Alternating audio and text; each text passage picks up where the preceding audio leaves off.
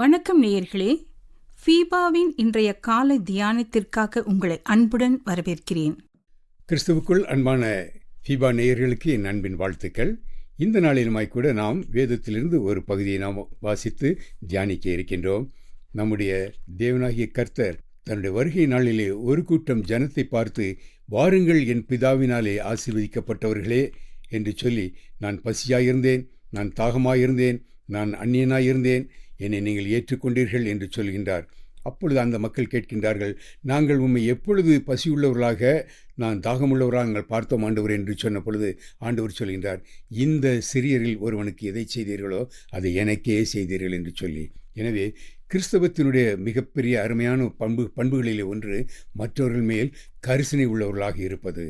நான் ஒரு விசை ஸ்டேட் பேங்க் ஆஃப் இந்தியாவினுடைய ஒரு ட்ரைனிங் சென்டருக்கு கூர்கான் என்கிற இடத்திலே இந்திய ஆல் இண்டியா லெவலிலே ஒரு பெரிய ட்ரைனிங் சென்டர் உண்டு.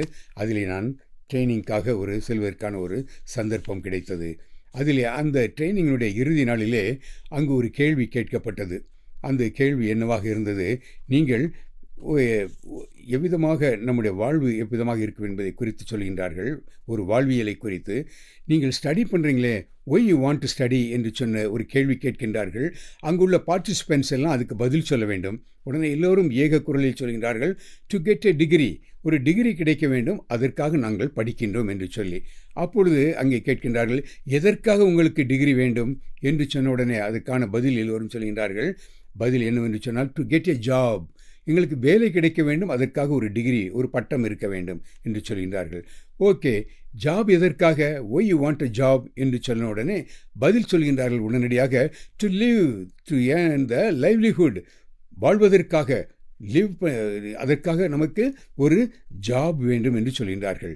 ஓகே, ஒய் டு லிவ், வாழ்வது எதற்காக, கடைசி கேள்வி கேட்கின்றார்கள். அந்த கேள்வி கேட்ட பொழுது அங்கே உள்ள பார்ட்டிசிபென்ட்ஸ், கலந்து கொண்டவர்கள் ஒருவரும் ஒரு வார்த்தையும் சொல்ல முடியவில்லை. ஒரு பெரிய சைலன்ஸ் இருக்கின்றது, சத்தமில்லாமல் இருக்கின்றார்கள்.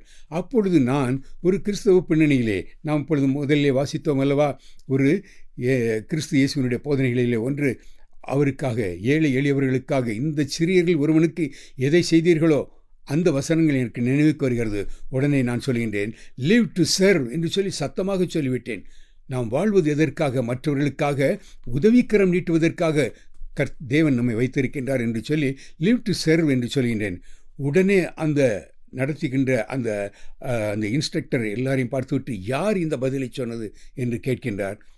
நான் தலையை குனிந்து கொண்டேன். ஒருவேளை என்னுடைய ஆன்சர் தவறாக இருக்குமோ, நான் தவறான இதை நான் ஓங்கி சொல்லிவிட்டேனே என்று நினைத்து நான் தலை கவிழ்ந்து கொண்டிருந்தேன். ஆனால் பக்கத்தில் இருந்தவர் என்னை காட்டி கொடுத்து விட்டார். இவர்தான் அந்த சொல்லை சொன்னவர், லிவ் டு சர்வ் என்கிறதான வார்த்தையை சொன்னவர் இவர்தான் என்று சொல்கின்றார். உடனே அவர் என்னை மேடைக்கு வர சொல்கின்றார். என்னை கன்கிராச்சுலேட் பண்ணுறாரு. This is the right answer, இதுவரை யாருமே இந்த சரியான பதிலை சொல்லவில்லை, நீ இதை அழகாக சொல்லி இருக்கின்றாயே என்று சொன்ன உடனே அவர் கேட்ட உடனே அவருக்கு நான் ஒரு சின்ன டெஸ்டிஃபை பண்ண முடிந்தது. நான் ஒரு கிறிஸ்தவன் ஐயா, ஐ எம் அ கிறிஸ்டியன். கிறிஸ்தவத்தினுடைய மிக முக்கியமான ஒரு கோட்பாடுகளிலே ஒன்று மற்றவர்களுக்கு உதவிக்கரம் நீட்டுவது. இதை நான் ஆரம்ப காலம் முதல் கற்றுக்கொண்டேன், அதனால் தான் இதை என்னால் சொல்ல முடிந்தது என்று சொன்னேன். அவர் என்னை கன்கிராச்சுலேட் பண்ணினார். இதை சொல்வதனுடைய நோக்கம் என்னவென்று சொன்னால், நம்முடைய வாழ்க்கையிலே, கிறிஸ்தவத்தினுடைய வாழ்க்கையிலே நாம் மற்றவர்களுக்காக ஏதாவது ஒரு விதத்திலே பயனுள்ள பாத்திரங்களாய் வாழ வேண்டும். இதற்காகத்தான் கர்த்தர் நம்மை சிருஷ்டித்திருக்கின்றார். தேவன் உலகத்தை 2 பகுதியாக, உலக மக்களை செம்மறி ஆடுகளாகவும் வெள்ளாடுகளாகவும் பிரிக்கின்ற வேளையில் அவர் என்ன சொல்கின்றார், வாருங்களின் பிதாவினாலே ஆசீர்வதிக்கப்பட்டவர்களே என்று சொல்லி, உலக தோற்றம் முதல் உங்களுக்காக ஏற்படுத்தி வைத்திருக்கிற நித்திய ஜீவனை நீங்கள் சுதந்திரித்துக் கொள்ளுங்கள் என்று சொல்லி அவரை அழைத்து போகின்றார். அவர்கள் யார்? அவர்கள் ஏழைகளுக்காக, மற்றவர்களுக்காக கரிசனை உள்ளவர்களாக வாழ்ந்தவர்கள். ஆண்டவர் சொன்னார், இவ்விதமான சூழ்நிலையை நான் இருந்தேன், நீங்கள் என்னை பசியாற்றினீர்கள், ஆகாரம் கொடுத்தீர்கள், உடை கொடுத்தீர்கள், காவலில் இருந்து என்னை காண வந்தீர்கள் என்று சொல்லி.